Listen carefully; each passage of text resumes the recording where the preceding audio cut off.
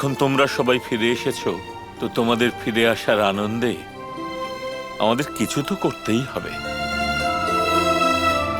না না গুরুদেব, এসবের কোনো প্রয়োজন নেই। আপনি শুধু আমাদেরকে একটু সাহায্য করে দিন। আসলে কানাই আমাদেরকে বলেছে যে ও আমাদের বিশ্রামের জন্য কোনো আনন্দময় স্থানের ব্যবস্থা করেছে, এখানেই আপনার আশ্রমের কাছাকাছি। তাই আপনি যদি সেই জায়গাটা চেনেন তাহলে আমাদেরকে দয়া করে বলে দিন, তাহলে আমরা ওখানে চলে যাব। হ্যাঁ গুরুদেব, সেখানে নাকি অত্যন্ত মনোরম দৃশ্য আছে।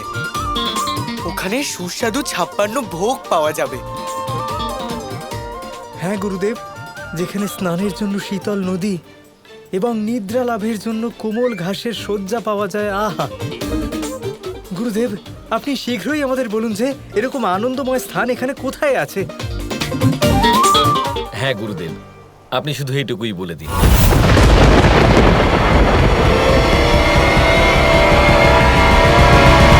তো এখানে আমাদের এই পবিত্র আশ্রমের আশেপাশে এই ধরনের স্থান খুঁজতে এসেছো তোমরা সকলে? হ্যাঁ গুরুদেব, কানাই নিজে পাঠিয়েছে আমাদের। রাজা নিরিকের সাথে যুদ্ধ করার সময় আমাদের যে ক্লান্তি হয়েছে সেই কারণে বিশ্রাম করার জন্য, আর বিশেষ করে আমার অবসর যাপন চলছিল, সেই অবসর যাপন পূর্ণ করার জন্যই কানাই আমাকে পাঠিয়েছে। হ্যাঁ গুরুদেব, আপনি বলুন না সেই স্থান কোথায় আছে। বলো না, অপমান করছো তোমরা সকলে, নিজের গুরুকে ঘোর অপমান করছো।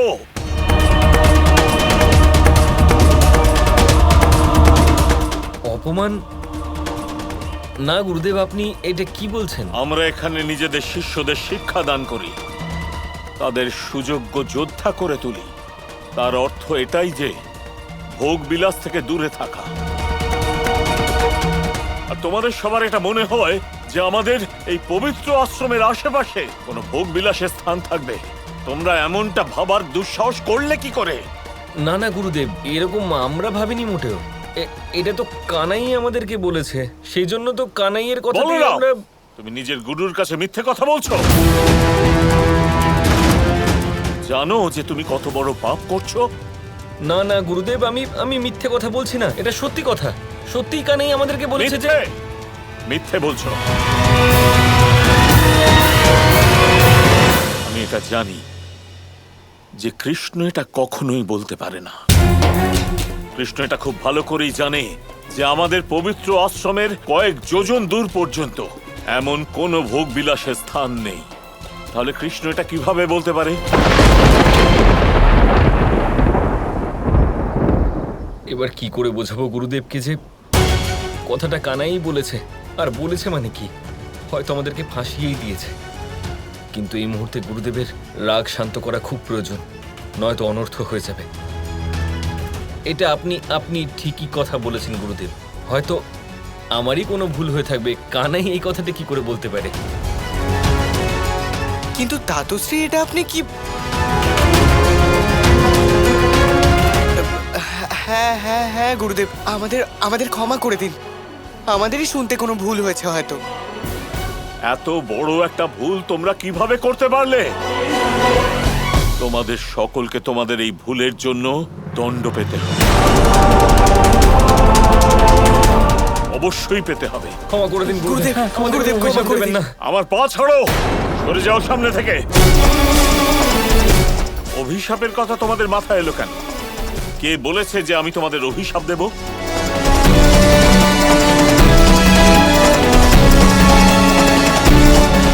তার মানে গুরুদেব আপনি শাস্তি স্বরূপ আমাদের কোনো অভিশাপ দেবেন না, তাই তো? না, কখনোই না,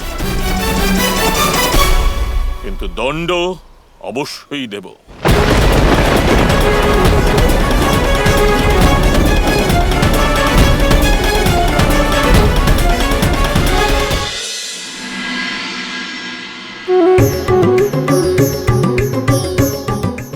বা বাবা, কি দারুণ ব্যাপার!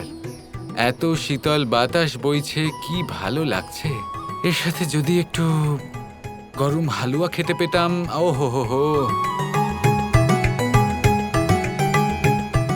আরে বাহ, গরম হালুয়া।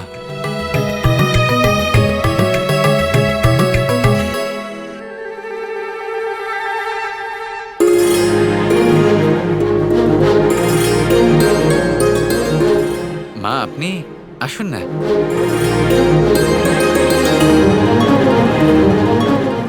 আমি জানতাম আমার গোপালের সুন্দর মনোরম আবহাওয়ায় আমার হাতে বানানো এই হালুয়া নিশ্চয়ই খেতে চাইবে। সেই জন্যই তো বানালাম। নে খা।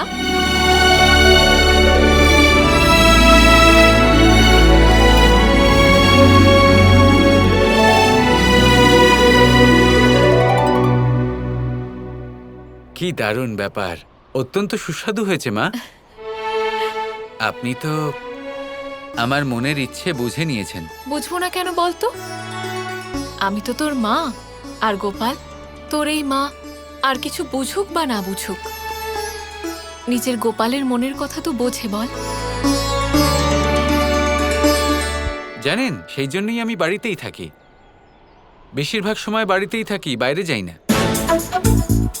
যাতে আমার মা নিজের ভালোবাসা প্রকাশ করার অনেক বেশি সুযোগ পান, আর আমি সেই ভালোবাসার পূর্ণরূপে আনন্দ লাভ করতে পারি। হ্যাঁ গোপাল, তুই তো এখন অসুস্থ, তাই তোর সব থেকে বেশি সেবা তো আমাকেই করতে হবে। তোকে আবার সুস্থ করে তুলবো। এমনিতেও একজন মায়ের সাথে থেকেই সন্তান অনেক তাড়াতাড়ি সুস্থ হয়ে উঠতে পারে, কারণ সেই মাই তো সন্তানকে জন্ম দিয়েছেন, জন্ম থেকে তাকে চিনেছেন, প্রত্যেকটা চাহিদার কথা তিনি জানেন। ঠিক বলেছিস তুই সোনা।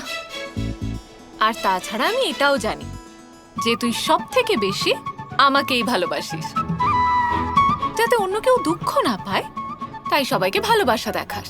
সেই তো, এই কথা কখনোই আমি আপনাকে বলতে পারিনি, কিন্তু আপনি তো আরো একবার আমার মনের কথা বুঝতে পারলেন। এটাই হলো আসল সত্যি। আমি সব থেকে বেশি ভালোবাসি আমার মাকে। তাই তুই বস, আমি তোর জন্য গরম গরম কেশর আর বাদাম দিয়ে দুধ নিয়ে আসছি। কেশর বাদামের দুধ? হ্যাঁ। বাবা,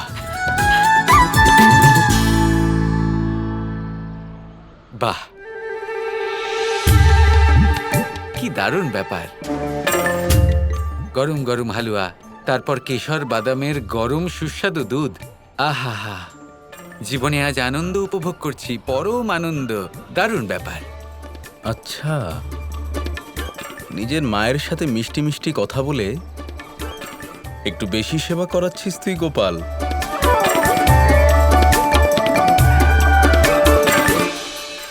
গুরুদেব, আমরা নিজেদের ভুল স্বীকার করছি, দয়া করে আমাদেরকে আর শাস্তি দেবেন না। আমরা আর এরকম কখনো করব না। তোমার অপরাধ ক্ষমার অযোগ্য। তুমি এর দণ্ড অবশ্যই পাবে। আর তোমার দণ্ড এটাই যে আজ থেকে কোনো ভোগ নয়, কোনো বিলাস নয়, কোনো রূপ আনন্দ নয়, কোনো সুস্বাদু ভোজনও নয়, এমনকি ফলও নয়। এবার শুধুমাত্র তোমরা সকলে এই আশ্রমের সেবা করবে।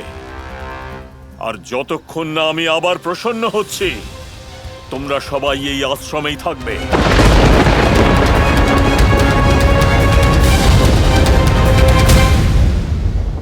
গুরু সন্দীপনীর আশ্রমে যান, সেখানে আমি আপনাদের জন্য ভোগবিলাসের আয়োজন করেছি, ওখানে গিয়ে সুখ ভোগ করুন। হে নারায়ণ, এ কেমন অন্যায় করলে? ওই নৃকাসুরের সাথে মৃত্যু পর্যন্ত যুদ্ধ করার পরেও কোনো বিশ্রাম পাবো না, কোনো ভোজন পাবো না, কোনো রকমের কোনো সুখ স্বাচ্ছন্দ্য পাবো না। আবার উপরন্তু এই সমস্ত আশ্রমের সেবা করতে হবে। খুব বাজে ফাঁসিয়েছ তুমি কানাই, আমাদের খুব খারাপ ফাঁসিয়েছ, আর এর জন্য আমি তোমাকে কোনোদিনই ক্ষমা করব না। বলরাম, নিজের মনে কথা বলা বন্ধ করো আর যাও, নদী থেকে 100 হাঁড়ি জল ভরে আনো। 100 হাঁড়ি গুরুদেব, কিন্তু এত বেশি জলের কি প্রয়োজন আছে এখানে? এই আশ্রমের সকল ঋষি মুনিরা স্নান করবেন, খাবার এবং কাপড় ধোয়ার জন্য জল দরকার। যাও, তাড়াতাড়ি যাও।